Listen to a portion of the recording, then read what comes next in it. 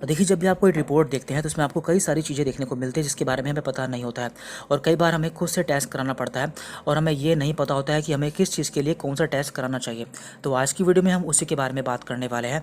आज की वीडियो में हम आपको सभी टेस्ट के बारे में बताएंगे जो कि बहुत ही कॉमन है और अक्सर कराए जाते हैं। तो यहाँ पे हम केवल ऐसे टेस्ट के बारे में बात करने वाले हैं जो कि बहुत ही कॉमन है, जैसे कि शुगर के लिए, लीवर के लिए, किडनी के लिए आदि। तो यहाँ पे हमारा पहला टेस्ट है CBC। इसकी फुल फॉर्म होती है कंप्लीट ब्लड काउंट।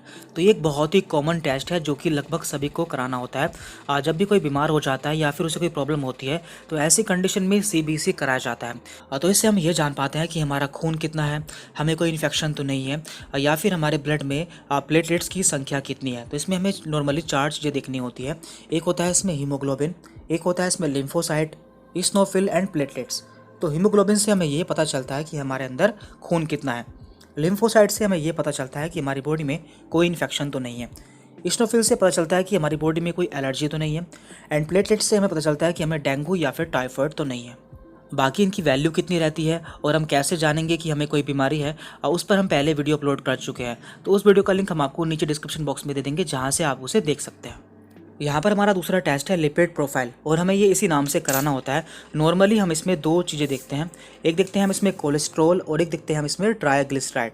देखिए, हम इसे कब कराते हैं? ऐसे लोग जो कि काफ़ी मोटे होते हैं, या फिर जिनमें काफ़ी वसा होती है, और या फिर ऐसे लोग जिनमें हार्ट वाली प्रॉब्लम्स होती है, तो उन्हें ये टेस्ट कराना होता है। क्योंकि कोलेस्ट्रॉल या फिर ट्राइग्लिसराइड का बढ़ जाना हमारे लिए अच्छा नहीं होता है, तो उसको जानने के लिए हम इसका टेस्ट कराते हैं। क्योंकि ये जो कोलेस्ट्रॉल होता है या फिर जो वसा होती है हमारी खून की नलिकाओं में जमा हो जाती है, जिससे हमें आगे दिक्कतें हो सकती हैं। इसके बाद यहाँ पर है LFT। इसकी फुल फॉर्म होती है लीवर फंक्शन टेस्ट। तो इसके द्वारा हम जान पाते हैं कि हमारे लीवर में कोई प्रॉब्लम तो नहीं है। तो नॉर्मली हम इसमें 2 चीज़ें देखते हैं। Number 1 bilirubin and number 2 SGOT and SGPT। यदि किसी का बिलीरुबिन बढ़ जाता है तो हम मान लेते हैं कि उसे पीलिया या फिर जॉन्डिस हो चुका है। और इसी तरह से SGOT एंड SGPT से हम जान पाते हैं कि हमारे लीवर में और कोई प्रॉब्लम तो नहीं है, या फिर हमारा लीवर कितना काम कर रहा है। तो इस तरह से LFT से हम जान पाते हैं कि हमारे लीवर में कौन सी प्रॉब्लम है। और इसके बाद यहाँ पर है TFT। इसकी फुल फॉर्म होती है थायराइड फंक्शन टेस्ट। तो इस टेस्ट के द्वारा हम जान पाते हैं किसी को थायराइड तो नहीं है। देखिए, थायराइड 2 तरह का होता है, एक होता है हाइपर थायराइड और एक होता है हाइपोथायराइड।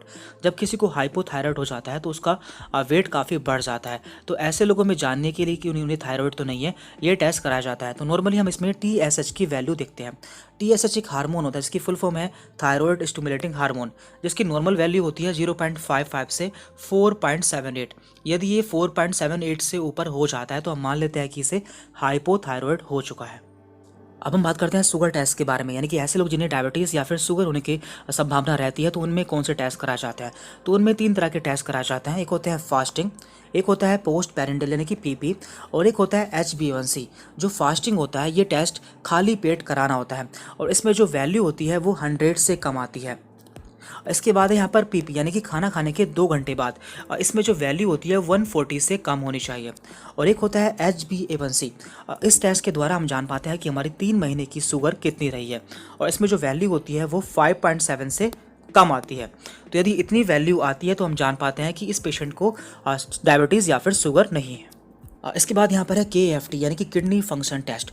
इस टेस्ट के द्वारा हम जान पाते हैं कि हमारी किडनी में कोई प्रॉब्लम तो नहीं है। देखिए, जब भी हमारी किडनी में कोई प्रॉब्लम होती है तो हमारी बॉडी में स्वेलिंग यानी कि सूजन भी आ जाती है। तो इस टेस्ट से हम 3 चीज़ें जान पाते हैं, एक क्रेटिनाइन, एक यूरिया एंड एक यूरिक एसिड। तो ये तीनों क्या होते हैं? ये तीनों हमारी बॉडी में बनने वाले वेस्ट मटेरियल होते हैं, जिन्हें हमारी बॉडी से बाहर निकलना जरूरी होता है। लेकिन जब भी हमारी किडनी में कोई प्रॉब्लम हो जाती है तो इनका अमाउंट हमारे ब्लड में बढ़ जाता है, जिससे हम जान पाते हैं कि हमारी किडनी में कोई प्रॉब्लम हो चुकी है। और लास्ट है यहाँ पर यूरिन टेस्ट। देखिए, इसमें आपके यूरिन का सैंपल लिया जाता है और लैब टेक्नीशियन आपके यूरिन का एनालिसिस करता है। देखिए, वैसे तो इसमें बहुत सारी चीज़ें देखी जाती है, लेकिन यहाँ पर केवल हम ऐसी चीज़ों के बारे में बात करेंगे जो कि काफ़ी कॉमन है, जैसे कि ग्लूकोज, प्रोटीन एंड ब्लड। यदि किसी के यूरिन में ग्लूकोज देखने को मिलता है, मीन्स उसे डायबिटीज़ की प्रॉब्लम हो चुकी है। Number 2 protein.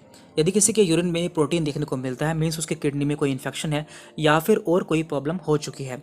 एंड नंबर 3 है यहाँ पर ब्लड। यदि किसी के यूरिन में खून देखने को मिलता है, मीन्स उसकी पेशाब की नली में कहीं डैमेज हो चुका है, या फिर उसे UTI है, या फिर उसके किडनी में स्टोन है। तो इसके अलावा कई सारी प्रॉब्लम हो सकती हैं जिसका पता हम टेस्ट कराकर कर सकते हैं। यहाँ पे हमने मैक्सिमम टेस्ट कवर कर लिए हैं। यदि इसके अलावा आप किसी और टेस्ट के बारे में जानना चाहते हैं तो आप हमें नीचे कमेंट करके बता सकते हैं, हम उस पर अलग से वीडियो अपलोड कर देंगे। Thank you very much.